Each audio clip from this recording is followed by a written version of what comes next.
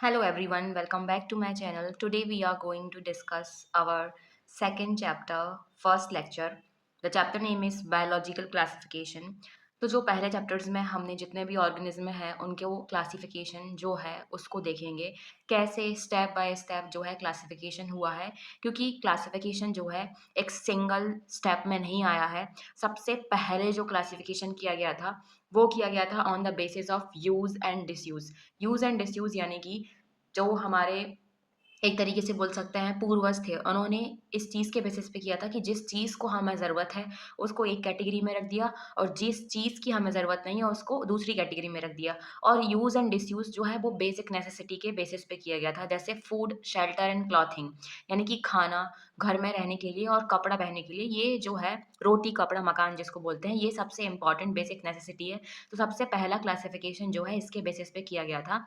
Next and सबसे important जो classification है, सबसे पहले जो साइंटिफिक क्लासिफिकेशन जिसको कहते हैं, वो किया गया था एरिस्टोटल के द्वारा। So the most scientific classification was done by whom, by Aristotle. उन्होंने किस चीज़ को क्लासीफाई किया था? उन्होंने जो प्लांट्स थे और एनिमल्स उनको क्लासीफाई किया था। प्लांट्स जो है उनको क्लासीफाई किया था ट्रीज, श्रब्स और हर्ब्स में, और जो एनिमल्स थे उनको दो कैटेगरी में बांटा था। किसके बेसिस पे? रेड ब्लड सेल्स के बेसिस पे। जिनका खून रेड कलर का था वो एक कैटेगरी में और जिनका खून रेड कलर का नहीं था वो दूसरी कैटेगरी में थे।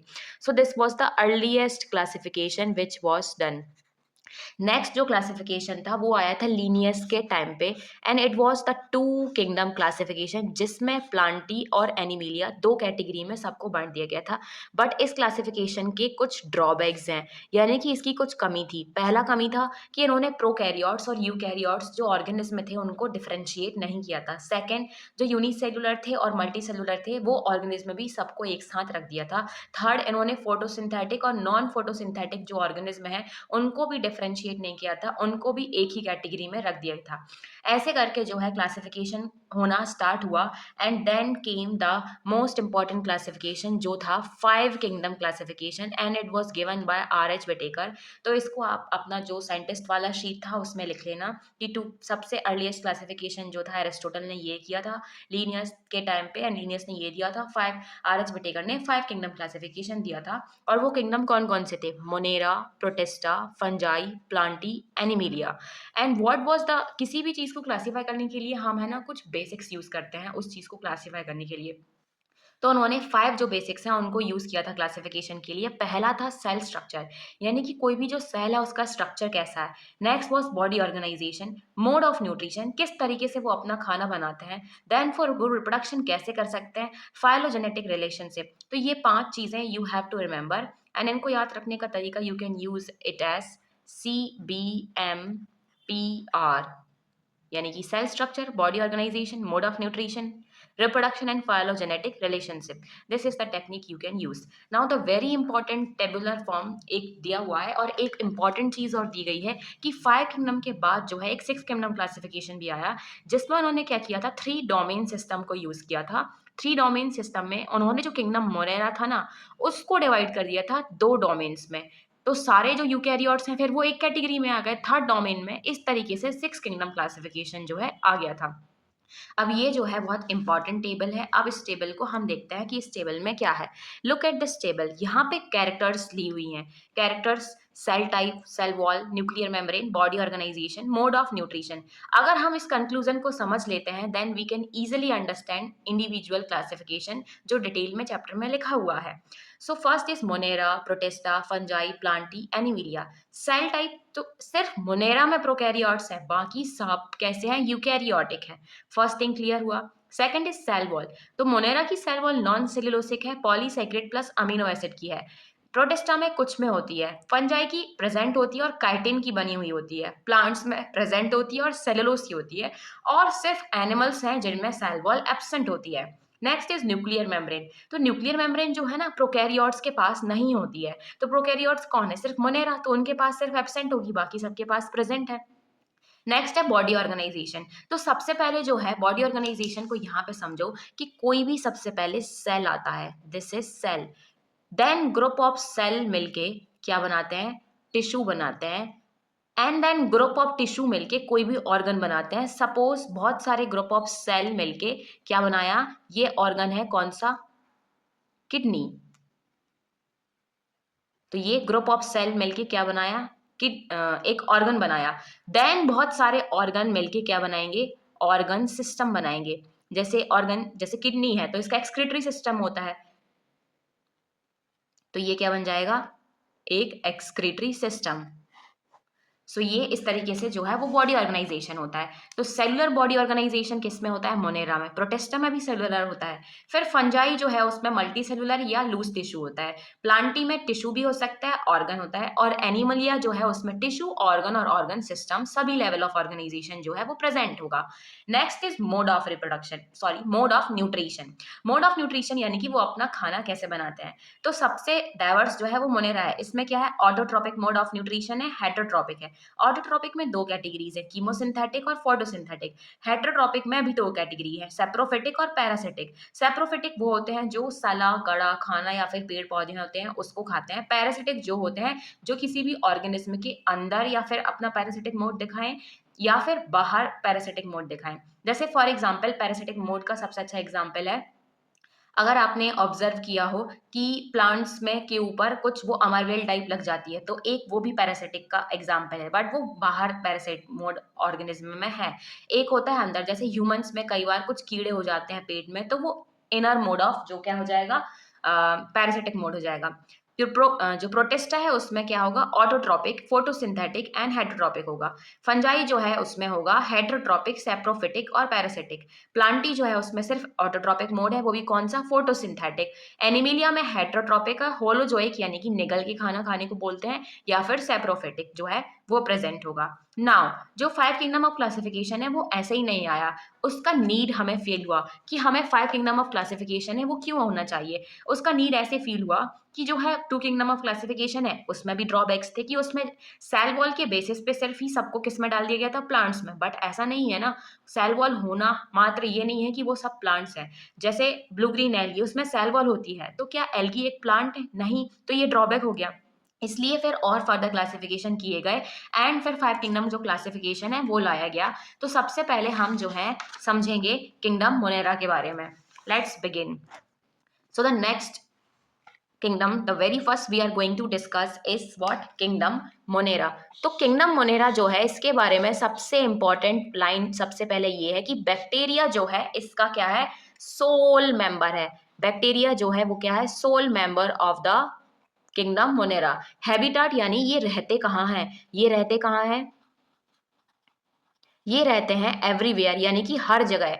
हैंडफुल ऑफ सॉइल से लेके ये कहीं पे भी मिल सकते हैं। देन जो बैक्टीरिया है उसका क्लासिफिकेशन दे रखा है किसके बेसिस पे, शेप यानी कि आकार के बेसिस पे। 4 टाइप्स के दिए हुए हैं। पहला जो है वो है कोकस, दूसरा है बैसिलस, तीसरा जो है वो है बाइब्रम और चौथा जो है वो है स्पाइरलम। कोकस जो है वो स्पेरिकल शेप है, रॉड शेप्ड जो है बैसिलस है, कॉमा शेप जो है वो बाइब्रम है, स्पाइरल शेप जो है वो स्पाइरलम है। अब जो बैक्टीरिया होते हैं उनका स्ट्रक्चर तो सिंपल होता है बट वो बिहेवियर में कॉम्प्लेक्सिटी दिखाते हैं। और बैक्टीरिया जो है यानी कि किंगडम मोनेरा, इसमें सबसे ज्यादा एक्सटेंसिव मेटाबॉलिक डाइवर्सिटी जो है वो प्रेजेंट होती है। नाउ जो मोड ऑफ न्यूट्रिशन है उसके बारे में समझो कि ऑटोट्रोपिक जो होते हैं और होते हैं हेटरोट्रोपिक। मेन जो है 2 टाइप के हैं, कौन कौन से, ऑटोट्रोपिक और हेटरोट्रोपिक।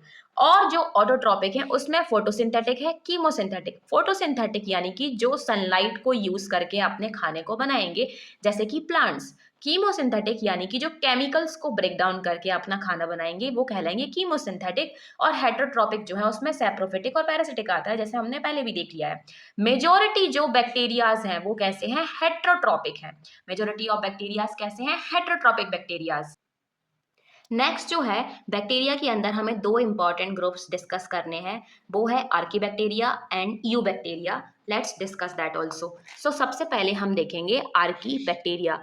आर्कीबैक्टीरिया जो है वो कैसे हैं, मोस्ट अबंडेंट यानी कि मोस्ट हार्श एरियाज में रहते हैं, यानी कि जो अजीबोगरीब कंडीशंस होती हैं उसमें रह सकते हैं। अब वो कोई कहीं पे रह रहा है तो उसका कुछ रीजन होगा। ऐसे अजीबोगरीब रहने जगह में रहने का रीजन है उनके सेल वॉल का डिफरेंट स्ट्रक्चर। अब जो एरियाज हैं वो कौन कौन से हैं, सॉल्टी एरियाज हो सकते हैं, तो ऐसे ऑर्गेनिज्म क्या कहलाएंगे, हेलोफिल्स। हॉट स्प्रिंग्स हो सकते हैं तो वो क्या कहलाएंगे, थर्मो एसिडोफिल्स।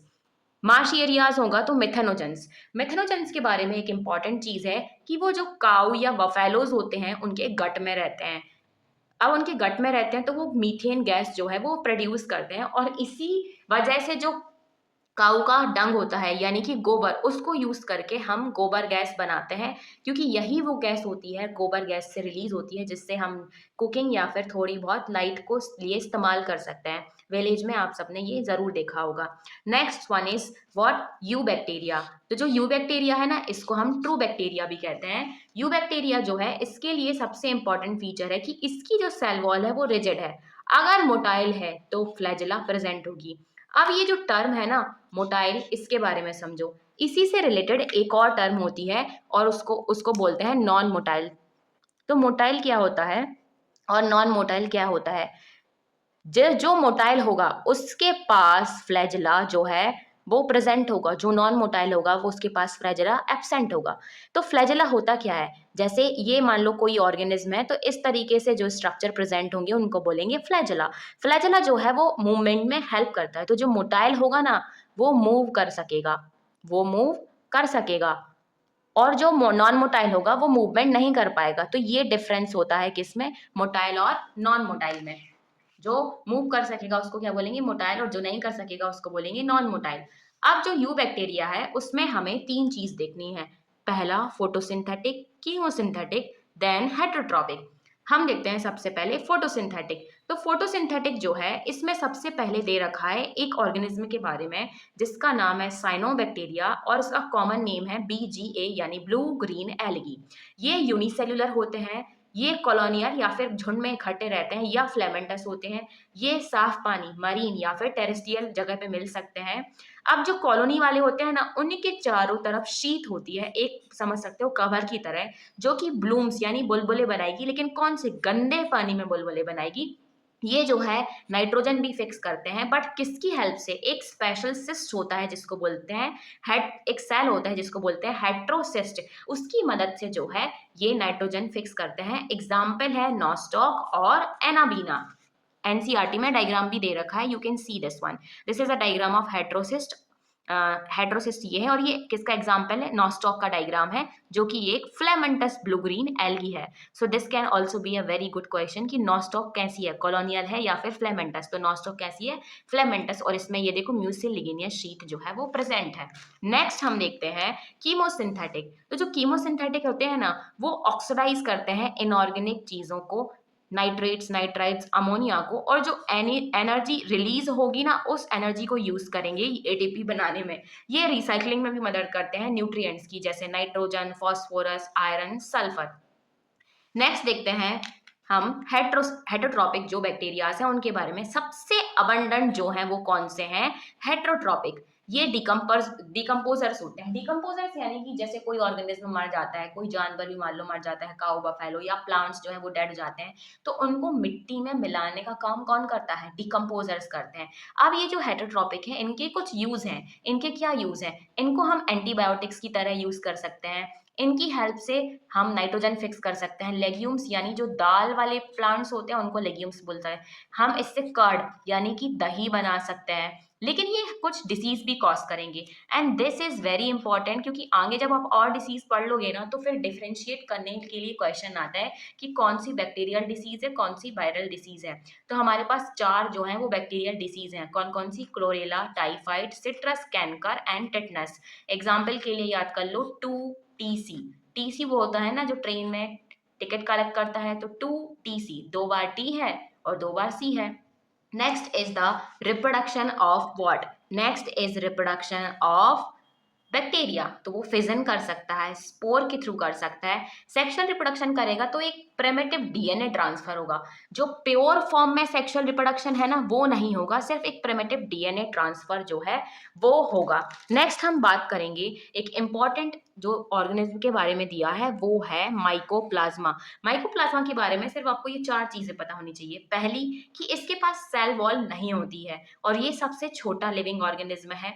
दूसरा, कि ये बिना ऑक्सीजन के भी सरवाइव कर सकता है। तीसरा, फोर्थ वन, कि ये पैथोजेनिक होता है एनिमल्स और प्लांट्स में। So this is what pathogenic in animals and plants. So this is where we have completed our kingdom Monera. Now we will discuss some important questions of this topic. So the first question is methanogens are present in mouth of cow, gut of cow, respiratory system of cow, ribs of cow. So it is present in what? Gut of cow. Next question is cyanobacteria are photosynthetic prokaryotes, photosynthetic eukaryotes, heterotrophic prokaryotes, heterotrophic eukaryotes. तो ये दो eukaryotes के options तो पहले ही eliminate हो जाते हैं क्योंकि ये किंगडम किसको बिलोंग करते हैं? मोनेरा। और मोनेरा कैसे होते हैं? प्रोकैरियोट्स होते हैं। अब ये साइनोबैक्टीरिया है, कैसे हैं? लेकिन ये हैं photosynthetic prokaryotes. So this is going to be the correct answer. And this is how we can eliminate the options. Next question is bacteria reproduces by. So now we will see how the bacteria reproduces.